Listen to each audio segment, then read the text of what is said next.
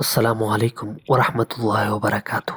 Masih video sida adukumlaba yamna maru oiba mayamna hangnaba question amagi pakhum pizari. Hariba masala adudi roza hilingi gi chanungda karigumba kanagumba miwi amana gargara tauba natragana naton manungda ising manung fawba hapa haiba asi yabra haina.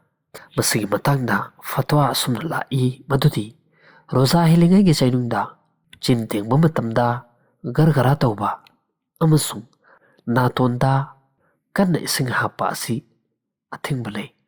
Maramdi masidagi roza kaigani haibagi akiba lei. Karigumba faras oiba ghusal tawriba oirabadi hariba aduda sumnagi chin tenggadabani gargara tawroidabani amasung natonda ising su hapkadabani tawbatabu roza hilingi gi chanungdadi gargara tawroi amasung natonda su mathak fawba manung yawba fawba ising haploi.